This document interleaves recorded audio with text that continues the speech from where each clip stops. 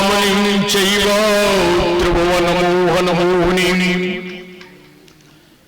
वन्दे नवघनश्यामं पीतकौशेयवाससं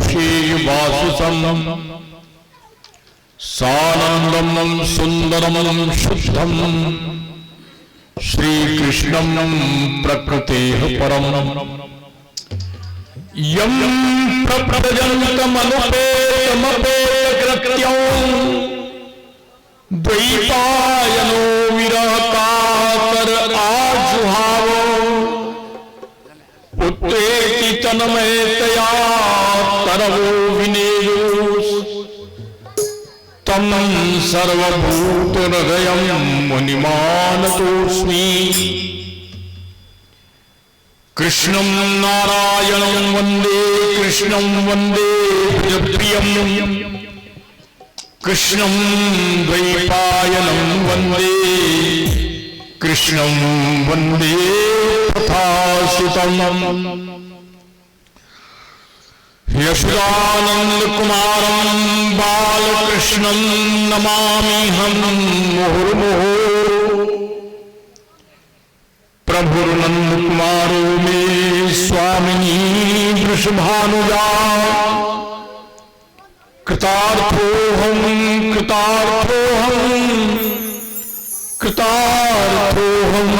न संशयः कृतार्थोऽहं न संशयः। बोलो श्री राधा रानी की, श्री बरसाने धाम की, श्री गहवर वन धाम की, श्रीमद् भागवत महापुराण की, श्री वेदव्यास जी महाराज की, श्री सुखदेव जी महाराज की, श्री बाबा महाराज की, श्री राधा मान बिहारी लाल की, उमापति महादेव की, श्री हनुमत लाल की जय जय श्री राधे श्री राधे श्री राधे।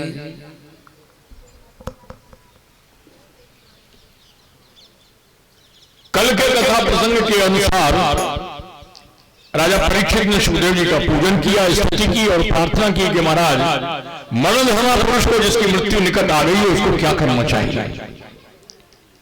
सुखदेव जी ने राजा परीक्षित के प्रश्न की प्रशंसा करते हुए कहा, वरीयान तेज प्रश्न कुतो लोक उत्तम नृप आत्मवत्सम्मतः पुंसां श्रोतव्यादिषु यह राजन, लोक हित की दृष्टि से तुमने जो प्रश्न किया है बड़ा श्रेष्ठ उत्तम प्रश्न है।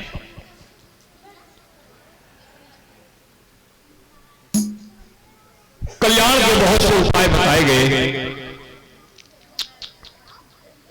व्यवहार में देखा जाता है रात्रि सोने में और विवाह मैथुन आदि क्रिया में व्यतीत हो जाती है। दिवाचार से हया और दिल अर्थ की तृष्णा में चला जाता है, पैसा कमाने में, कुटुंबों के भरण पोषण में चला जाता है और इस तरह से मनुष्य भगवान के लिए समय नहीं निकाल पाता है। हम देखते हैं परिवार में, कुनवा में, गांव में, शहर में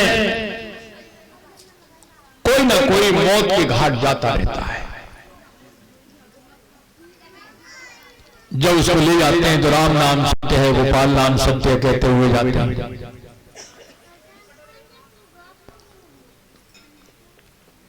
दूसरे को मरते हुए देख करके भी हम अपने लिए नहीं सोचते कि एक दिन हम भी इसी तरह से चले जाएंगे। सोचते हम तो हमेशा रहेंगे ही नहीं। इससे बड़े आश्चर्य की बात क्या होगी।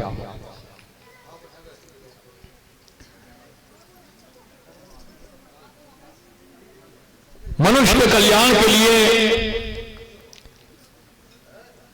एक बड़ा सुंदर उपाय बताया है, क्योंकि मनुष्य जीवन का सबसे बड़ा लाभ क्या है? लोग यही सोचते हैं कि हमको पैसा मिल जाए, ज्यादा ज्यादा अच्छे घर में ब्याह हो जाए, लड़का सोचता है बढ़िया एवं लड़की मिल जाए, लड़की सोचती है बढ़िया से बढ़िया हमारा पति मिल जाए, कई कई गाड़ियां हों, सब विलासिता की सामग्री मौजूद हो। इसी को समझते हैं कि हमको जीवन पर बड़ी भारी भगवान की कृपा है, हमको बहुत मिलेगा। लेकिन याद रखो, स्त्री हो या पुरुष हो, बालक हो या वृद्ध हो, युवक हो या युवती हो, मौत तो सबको आती है। जीवन सार्थक उसी समय है जन्म लाभ परा पुंसाम अंते नारायण स्मृति ही। अंतिम समय में भगवान की याद बनी रहे, इसका बड़ा महत्व होता है। अंत काले यथा मति तथा गति, अंतिम समय में जैसी मति होगी वैसी ही उसकी गति होती है। जैसे उदाहरण से समझिए, आप फोटो खिंचाने के लिए गए और उसने कहा रेडी, तैयार हो जाओ, और उस समय तुम्हारी नाक पर मक्खी आगे बैठ गई, फोटो खींच लिया। चाहे भले तुम कितने भी सुंदर हो, ना आकर मक्खी आएगी। इसी तरह से मरते समय अगर भगवान की याद बनी रहे, जहां तुम्हारा मन रहेगा वही तुमको गति मिलेगी।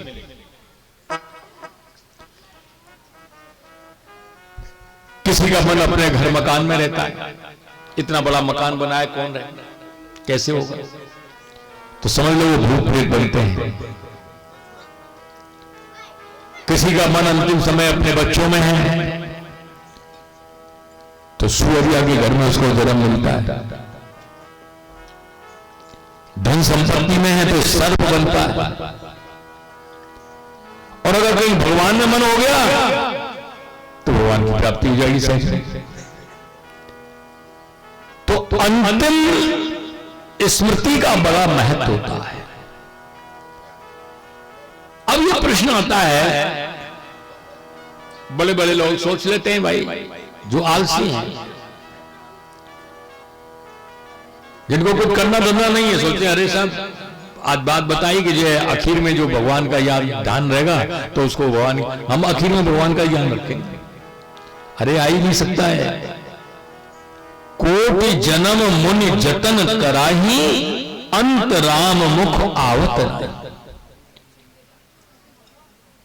मुनि लोग, ऋषि मुनि करोड़ों जन्म तक जत्न करते हैं, उपाय करते हैं, भगवान की याद बनी रहे, लेकिन अंत राम मुख आवत नहीं। अंतिम समय में उनको राम का स्मरण नहीं होता, भगवान याद नहीं आता।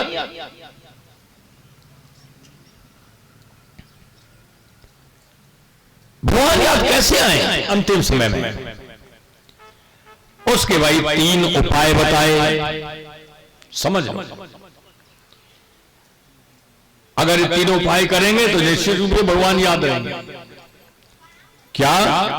बोले श्रोतव्यः, सबसे पहले भगवान की कथा सुनो। और दुनिया के काम चल रहे हैं उनको पीछे आगे पीछे कर लो, कथा के लिए समय निकालो, थोड़ी भी कथा निकल नहीं जाए।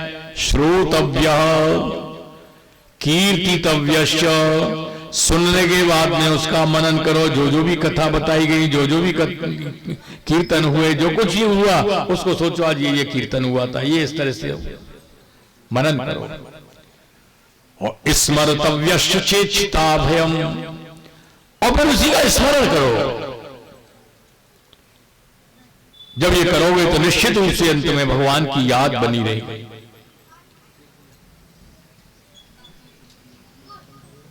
ये बात सुनकर के राजा परीक्षित बोले कि महाराज आपको मालूम नहीं है, मुझे शंगी ऋषि का श्राप लगा हुआ है, मेरी आयु तो केवल 7 दिन की शेष है। सुखदेव जी हंस गए, बोले राजन 7 दिन तो बहुत होते हैं। उन्होंने एक उदाहरण दिया, खट्वांगो नाम राजर्षि ज्ञात्वा हिताम्यायशः मुहूर्तात् सर्वम् उत्सृज्य गतवान अभयम हरिम।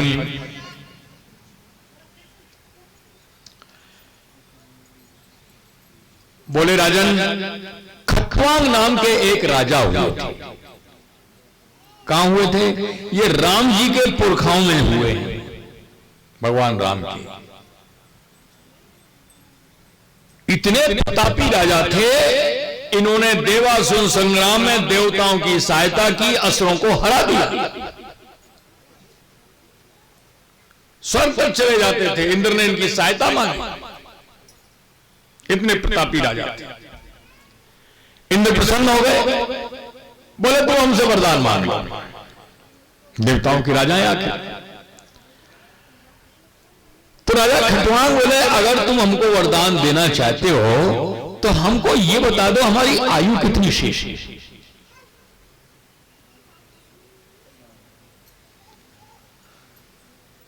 देवताओं के लिए कोई बड़ी बात नहीं है, तो त्रिकालदर्शी होते हैं।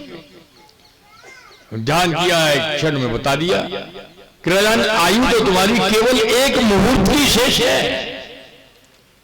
एक मुहूर्त में 2 घड़ी होती है और एक घड़ी में 24 मिनट, यानी 24 दूनी 48 मिनट की आयु शेष है बस। अब तो ये सुनकर के चाहते तो कह सकते थे हमारी आयु बढ़ा दी जाए, लेकिन नहीं। मुहूर्तात् उत्सृज्य मुहूर्तात् सर्वम उत्सृज्य गतवान अभयम हरिम। एक मुहूर्त में ही सब कुछ छोड़ दिया और सब छोड़ के भगवान की शरण में चले गए। ऐसे प्रतापी राजा थे। और हम लोग तो भाई शास्त्रों में तो लिखा है कि 50 साल की आयु हो जाए, 25 साल तक ब्रह्मचर्य के पूरे होने के बाद में 25 साल गृहस्थ में रहे, बच्चे वगैरह समाप्त हो जाएं, उनको फिर छोड़ करके स्त्री पुरुष दोनों को चाहिए वन में जाकर के भगवान का भजन करें, आधी आयु भगवान के निमित्त निकाल। लेकिन आज क्या 50 साल हो गए, 70 हो गए, 75 हो गए। अरे 50 के बाद ही 51 शास्त्रों का निर्देश है, वन में जाओ। 51, 52, 53, 54 वन में जाओ। और फिर हुए 60, नहीं हुए फिर 61, अरे 60 जाओ, मत रो यहां। 62, 60 को आ गया है फिर उसको। लेकिन भाई 80 के हो जाओ, 90 के हो जाओ, लेकिन घर छोड़ने का मन ही नहीं करता। कोई भगवान की शरण में नहीं जाता है। हाँ, अगर बहुत ज्यादा टांट पे लीतरे पड़ने लगे तो जरूर थोड़ी देर के लिए मन खट्टा होता, लेकिन एक कहावत है, मूस के जाए तो ही खुलेंगे। एक बुढ़ियाई वहां के बेटा बहू लड़ रहे होते और गाली गलौज हो रही खूब, और ये समझो एक महात्मा वहां से निकल के जा रहे हैं। उनके अरे मैया तो देख कलेश है, गाली गलौज कर रहे हैं, मार पीट रहे हैं, तो तू काय बोले, तू भगवान को भजन कर। तो वो बुढ़िया का बोली, निपुटे मेरे हैं जब ही तो गाली दे रहे हैं, तेरे तो कछु है ही ना। वही बात है भाई, कितना भी हो लेकिन मूस में जाए भिल्लो बिट्टो ही खोलेंगे। कितना भी लीतरे पड़े कुछ भी हो, लेकिन छोड़ने का मन नहीं करता है। भगवान की शरण में जीव जाना ही नहीं चाहता है। भगवान के विराट रूप का वर्णन करने के बाद में बताया सद्यो मुक्ति और क्रम मुक्ति दो प्रकार की मुक्तियों के विषय में बताया। सद्यो मुक्ति से मतलब है जब भगवान के चरणों का ध्यान करता है, भगवान का चिंतन करता है और वो भगवान को शीघ्र ही प्राप्त हो जाता है, उनके धाम को पहुंच जाता है। क्रम मुक्ति से मतलब है साधन करने के बाद में ऊंचे पद को प्राप्त हो जाता है, स्वर्ग आदि को प्राप्त हो जाता है, इंद्र आदि पद को भी प्राप्त कर लेता है। लेकिन वो मुक्त तो भाई ब्रह्मा जी के साथ ही होता है, ब्रह्मा जी की आयु के साथ। लंबा समय लगता है, इसको क्रम मुक्ति कहते हैं। सुखदेव जी ने कहा नय तो अन्य शिव पंथा विष्टा संस्था भी, मनुष्य के लिए इससे ज्यादा कल्याणकारी कोई दूसरा रास्ता नहीं है कि वास्तव भगवती भक्ति योगो यतो भवेद, ऐसा कार्य किया जाए जिससे भगवान के चरणों में भक्ति हो जाए। सबसे उत्तम तो भाई है, बल्कि सबसे सरल परंपरा नाच गाय रासे मिले नटवर नंद किशोर। नाच नाच के गाय गा के भगवान को प्राप्त हो गए, जो बड़े बड़े सिद्धियों के बड़े बड़े योग साधनाओं के द्वारा नहीं प्राप्त हुए। और ब्रज में गोपियां नाच नाच करके भगवान को उन्होंने वश में कर लिया। भगवान इतने जो है खुश हो जाते हैं, कीर्तन में भजन में नाच रहे हैं, बस इसी से भगवान की आराधना हो रही है। समझ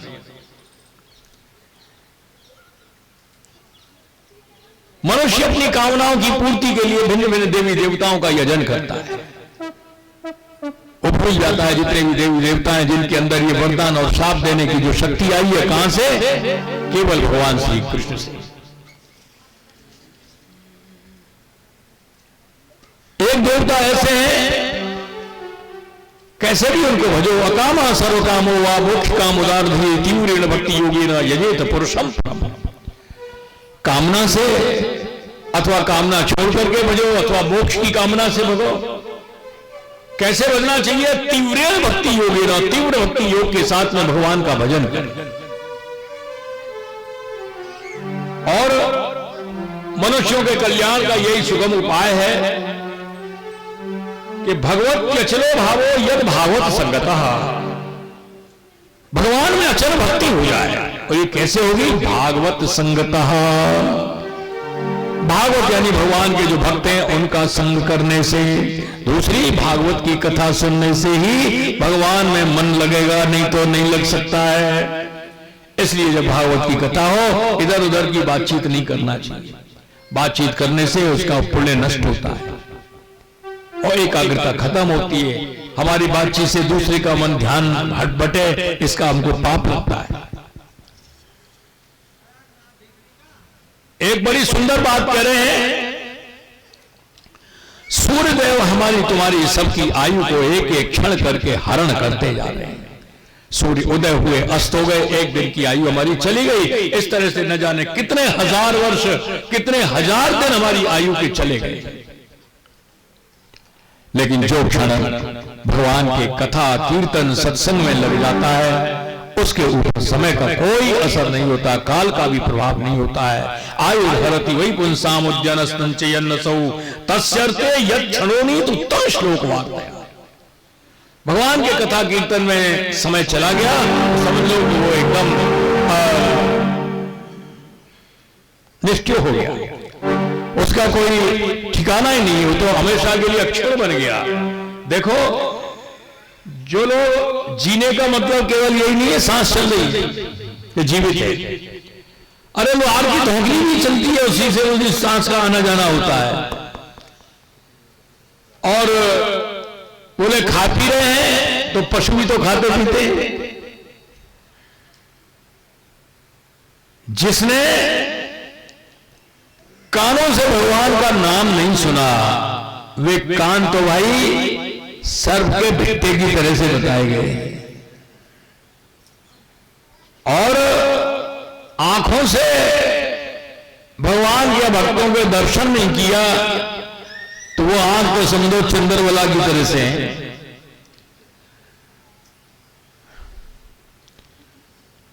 गोस्वामी तुलसीदास जी ने यही से ये भाव लिया है, जिन हरि कथा सुनी नहीं काना, श्रवण रंग आदि भवन समाना।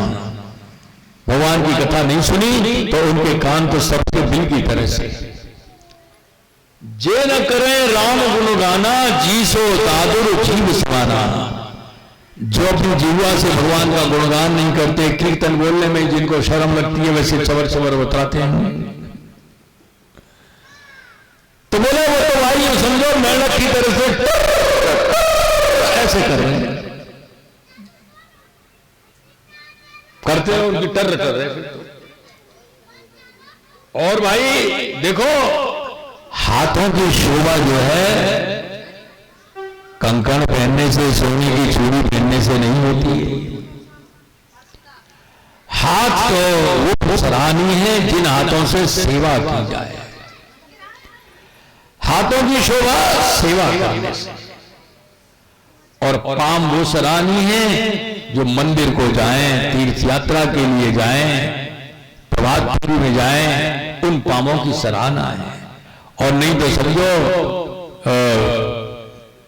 पेड़ की तरह से है, समझो।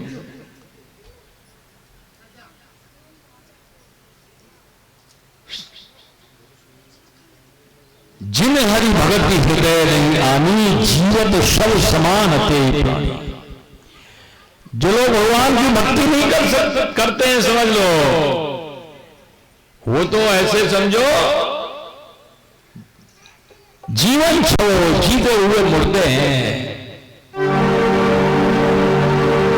भजले तू राम सिया, ओ पंछी बन बाबूरा।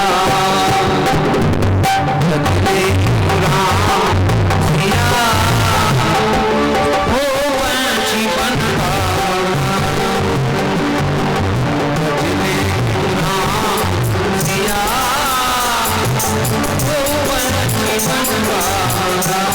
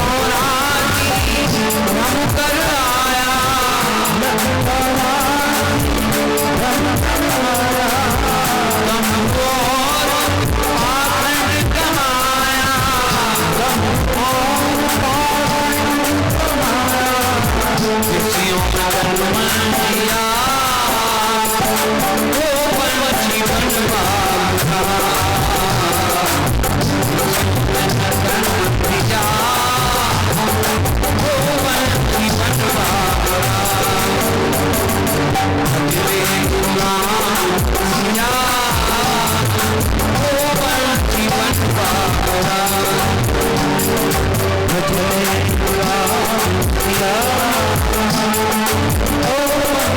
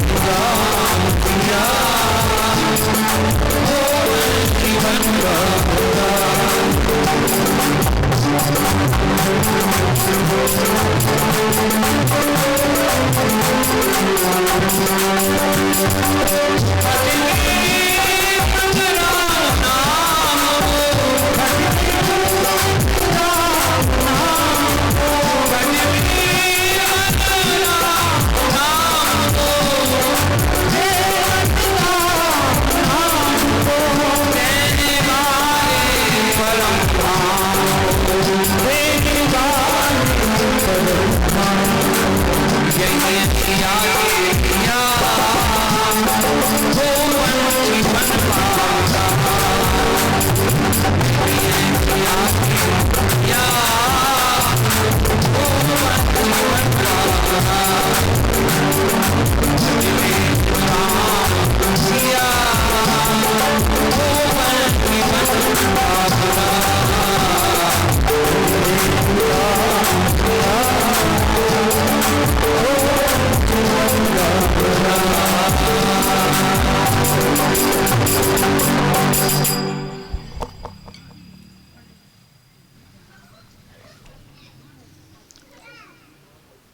राजा परीक्षित ने जब भगवान सुखदेव जी महाराज से जब सृष्टि संबंधी प्रश्न किए, अब सुखदेव जी भगवान की स्तुति कर रहे हैं। स्तुति तो पहले करनी चाहिए थी। उस समय उन्होंने कुछ ऐसे महत्वपूर्ण प्रश्न किए जिनका उत्तर देना जरूरी था। सुखदेव जी कह रहे हैं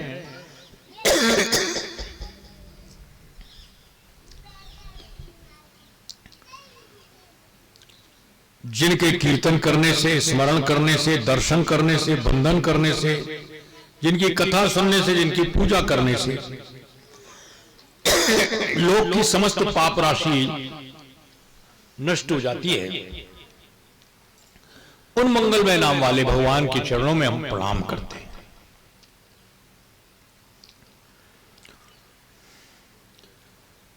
दूसरी बात कह रहे हैं, मनुष्य कितना भी तपस्वी बन जाए, तप कर ले, दान दे ले खूब, जिसकी कोई सीमा नहीं। हिरण्यकश्यप जैसा कोई तपस्वी नहीं हो सकता। तपस्या करते करते शरीर के ऊपर दीमक जम गई।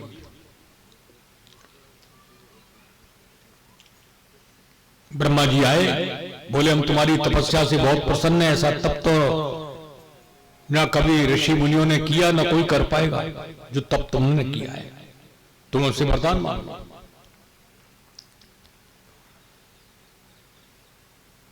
उसने वरदान मांगा, मैं दिन में मरूं ना, रात में मरूं ना, अस्त्र से मरूं ना, शस्त्र से मरूं ना, किसी तरह से मेरी मृत्यु ही ना हो। बोले जिसने जन्म लिया उसकी मृत्यु तो निश्चित रूप से, लेकिन वो सब वरदान उनको दे दिए। दान परा कोई कितना भी दान कर ले, सीमा नहीं। राजा नृग ने इतने दान किए, इतनी गौएं दान की, इनकी कोई सीमा नहीं। बोले पृथ्वी के रजकणों को गिना जा सकता है, लेकिन उनकी कितनी गौएं दान की कोई गिनती नहीं। कोई आकाश में तारों की संख्या गिन सकता है जो असंभव है, वो भी भले गिन ले। बरसात में कितनी बूंदें पड़ी कोई भले गिन ले, लेकिन असंभव है। लेकिन इतनी गौएं दान की, इसकी कोई सीमा नहीं। लेकिन फिर भी इतना दान करने पर भी क्या बने, गिरगिट करके डाल। क्योंकि उनका दान का उद्देश्य भगवान की प्रसन्नता नहीं, अपने नाम का था।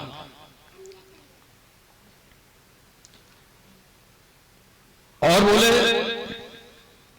कोई कितना भी मनस्वी हो जाए, मंत्रों का ज्ञाता हो जाए, धड़ाधड़ मंत्र बोलता रहे, सदाचारी रहे, लेकिन भाई सबसे मुख्य बात तो यह है कि क्षेमम न विंदन्ति बिना यदर्पणम, भगवान को अर्पण किए बिना कल्याण नहीं होता है। देखो हम और आप जितने भी हैं, बालक, वृद्ध, युवक, युवती, कोई किसी जात का है, कोई किसी का है, किसी गांव का है, शहर का है, हम लोग जो भी कुछ काम करते हैं उसका फल अच्छा बुरा हमको भोगना पड़ता है। और कर्मों का जो फल हम भोगते हैं इसको शास्त्रों में कर्म बंधन कहा जाता है। समझने की बात है, ध्यान से सुनना, इधर उधर बातचीत मत करें, ध्यान मत दें, बहुत गंभीर बात चल रही है।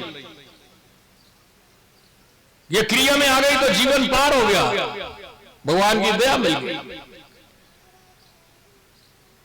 तो ये जो अच्छा बुरा कर्म फल हम भोगते हैं इसको कर्म बंधन कहते हैं।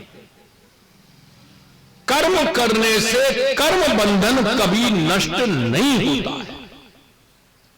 अच्छा कर्म करेंगे अच्छा फल भोगना पड़ेगा, बुरा करेंगे तो बुरा फल भोगना ही पड़ेगा, यही तो कर्म बंधन है। लेकिन एक बड़ी महत्वपूर्ण बात बता रहे हैं, अगर वो कर्म करने की विधि बदल दी जाए तो वो बंधन जो है हट जाएगा। जैसे समझो भाई आयुर्वेद में, देशी दवाओं में